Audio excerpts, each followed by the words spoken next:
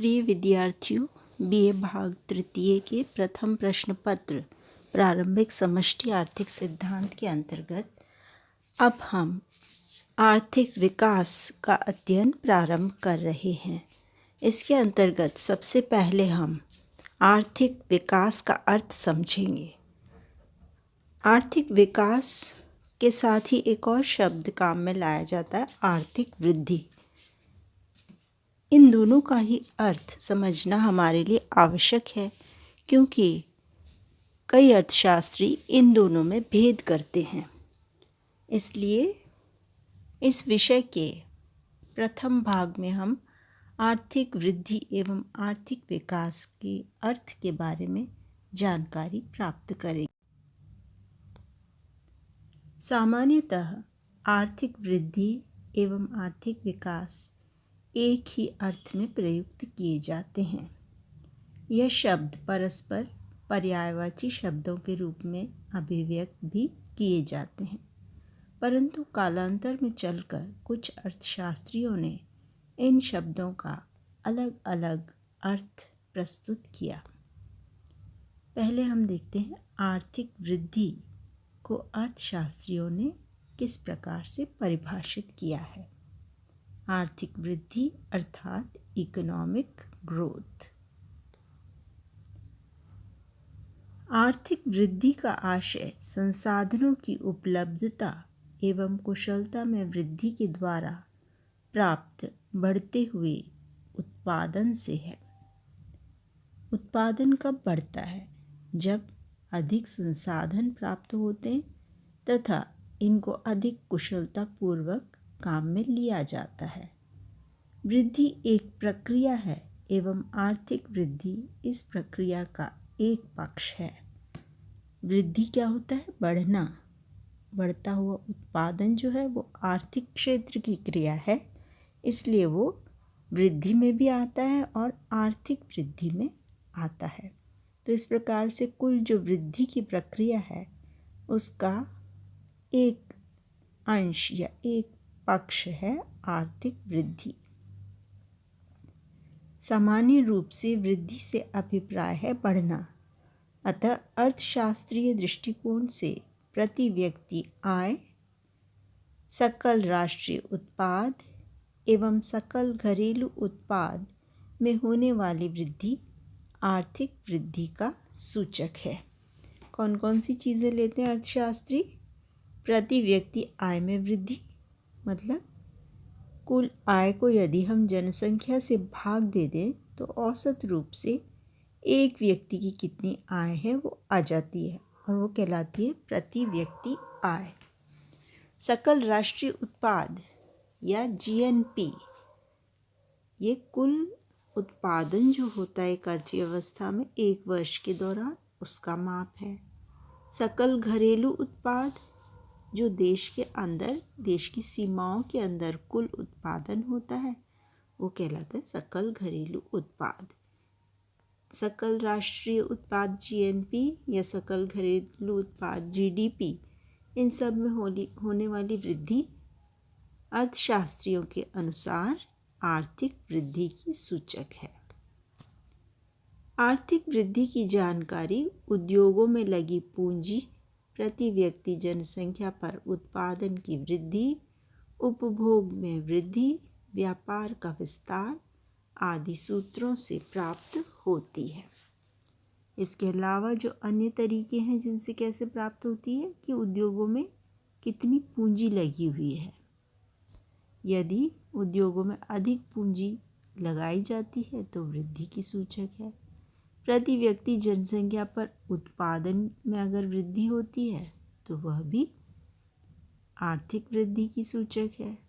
यदि उपभोग में वृद्धि होती है अर्थव्यवस्था में तो वह भी आर्थिक वृद्धि की सूचक है।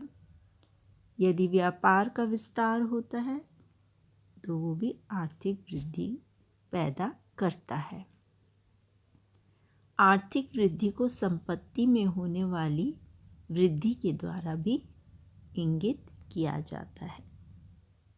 संपत्ति में जो वृद्धि होती है वो किसके अंतर्गत आती है? आर्थिक वृद्धि के अंतर्गत आती है। लॉयड जी रेनॉल्ड्स नामक अर्थशास्त्री ने वृद्धि को 2 भागों में विभाजित किया है।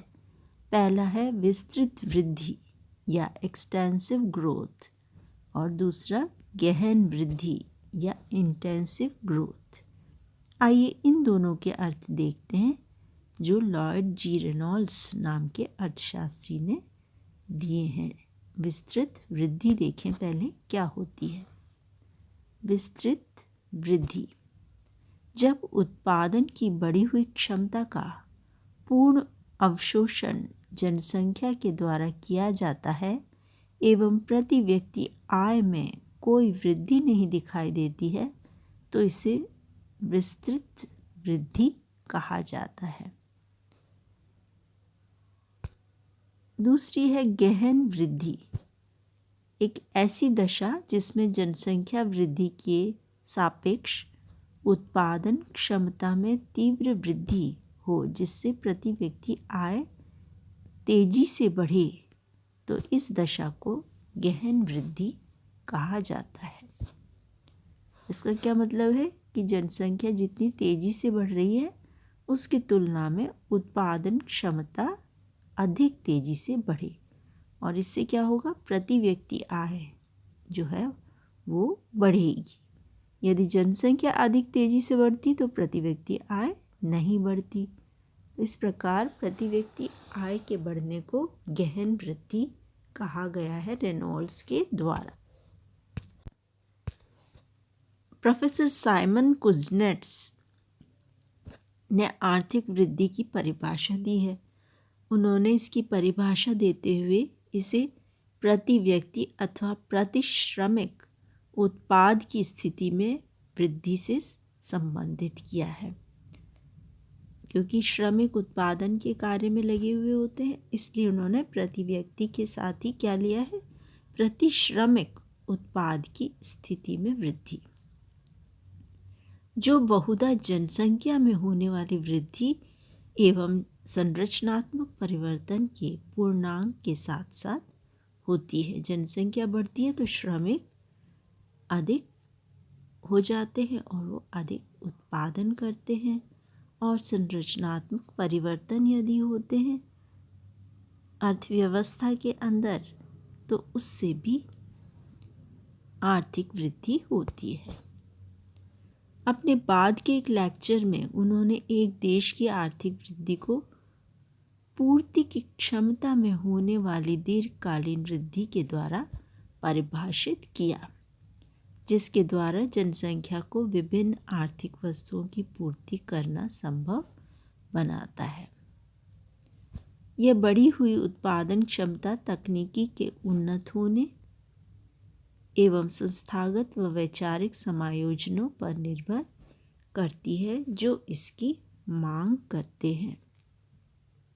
तो इस प्रकार लोगों की रुचियां, अधिमान इत्यादि के कारण जो मांग बढ़ती है तथा उत्पादन क्षमता तकनीकी के सुधार या उन्नत होने से होती है या संस्थाओं का निर्माण होता है तो इनके द्वारा समायोजन जो होते हैं इस तरह से आर्थिक वृद्धि होती है। साइमन कुज़नेट्स के विचारों को, उनकी परिभाषा को हम इस तरह और अच्छी तरह समझ सकते हैं। किस तरह से इसके अंदर कौन से तत्व महत्वपूर्ण हैं, तो इसमें 3 तत्व महत्वपूर्ण हैं। पहला, एक राष्ट्र की आर्थिक वृद्धि वस्तुओं की पूर्ति में होने वाली वृद्धि के द्वारा अभिव्यक्त की जा सकती है। यदि वस्तुओं की पूर्ति बढ़ रही है तो इसका मतलब राष्ट्र की आर्थिक वृद्धि हो रही है। आर्थिक वृद्धि हेतु समुन्नत तकनीक आवश्यक है, जैसा अभी हमने देखा था। दूसरी चीज़ इसमें जो उन्होंने महत्वपूर्ण बताई है वो है तकनीकी क्षमता में वृद्धि, उन्नति, तकनीकी में उन्नति। तीसरा है तकनीक के व्यापक एवं समर्थ प्रयोग तथा इसके हेतु संस्थागत एवं वैज्ञानिक समायोजन। अब ये तकनीक जो है इसको कार्य में भी लिया जाना आवश्यक है।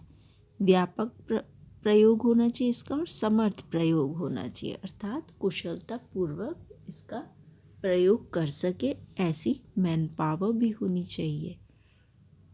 और इसके साथ ही संस्थाओं का निर्माण, वैज्ञानिकों द्वारा कार्य, ये सब भी किए जाना आवश्यक है।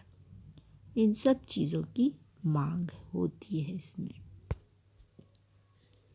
ये हमने आर्थिक वृद्धि देखी और अब हम देखते हैं आर्थिक विकास या इकोनॉमिक डेवलपमेंट को किस प्रकार से अर्थशास्त्रियों ने परिभाषित किया है। विभिन्न अर्थशास्त्रियों ने आर्थिक विकास की परिभाषा विकास के विभिन्न आधारों को दृष्टि में रखकर देने का प्रयास किया है। विकास के विभिन्न आधारों के ऊपर निर्भर करती हैं ये परिभाषाएं। सुविधा की दृष्टि से इन विभिन्न परिभाषाओं का अध्ययन हम 3 शीर्षकों के अंतर्गत कर सकते हैं। पहला है राष्ट्रीय आय में वृद्धि के रूप में दी गई परिभाषा। दूसरा प्रति व्यक्ति आय में वृद्धि के रूप में दी गई परिभाषा है।